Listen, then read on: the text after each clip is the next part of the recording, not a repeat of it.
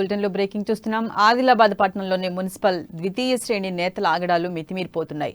ఓ నిరుపేద మహిళ ఇంటిని కూల్చివేశారు. నిరుపేద కుటుంబంపై మున్సిపల్ అధికారులు దౌర్జన్యం ప్రదర్శించారు.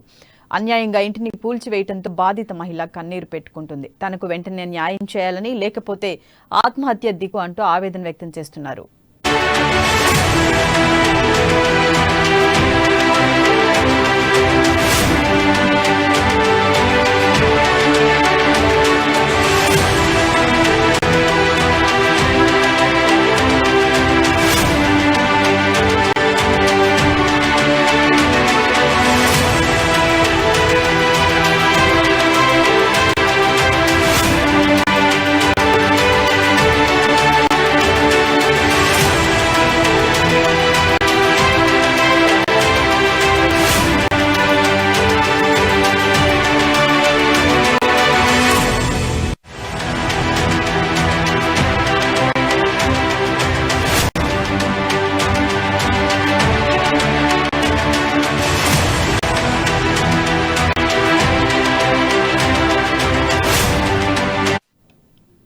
రైట్, దీనిపై మరింత సమాచారాన్ని మా రీజనల్ కోఆర్డినేటర్ సత్యనారాయణ అందిస్తారు.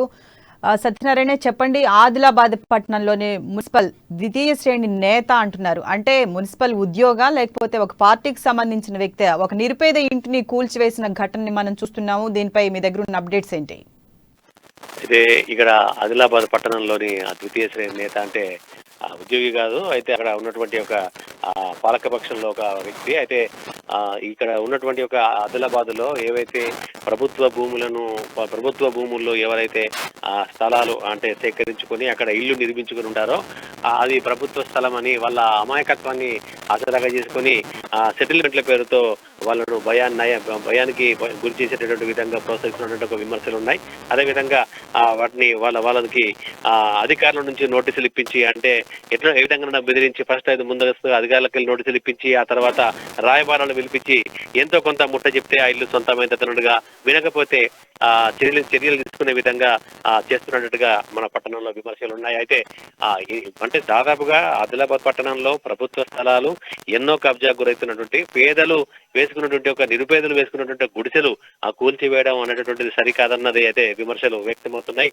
ఎవరైతే ఆ బాధితురాలు కూడా చాలా ఆవేదన వ్యక్తం చేశారు. అంటే ఇదంతా కూడా అంటే మేము ఎప్పటి నుంచో ఇక్కడ ఉంటున్నాం, తనను అంటే ఈ ఇల్లు కోసం అని ఒక 2 లక్షలు అతను లంచం అడిగినట్టు కూడా ఆమె ఆరోపిస్తోంది. అయితే ఆ డబ్బులు ఇవ్వకపోయేసరికి ఈ విధంగా ఇల్లు కూల్చివేశారన్నటువంటి ఒక ఆరోపణలు అయితే అక్కడ వ్యక్తం చేస్తున్నారు.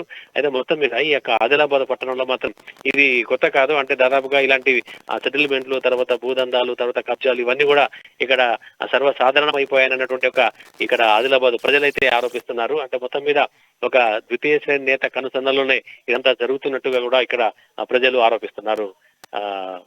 Sirisha. Right, thank you Satyanarayana.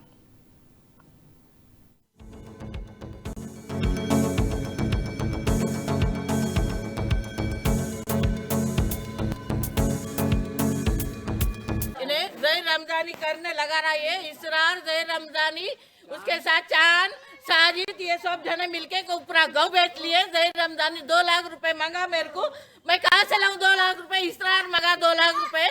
मैं नहीं, मेरे से नहीं हुआ तो मेरा घर आके तोड़ दिए, ना। पूरा बल्दिया वालों का है, बोले मेरे पे रूलर में कैसा करे, ऐसा कर रहे मेरे को, पूरा गौ बेच के खाए सो वाले। जय रमजानी इसरार, जय रमजानी में परसों में पिलाटा नहीं की वहाँ पर 80-80 हज़ार रुपए में बेचा।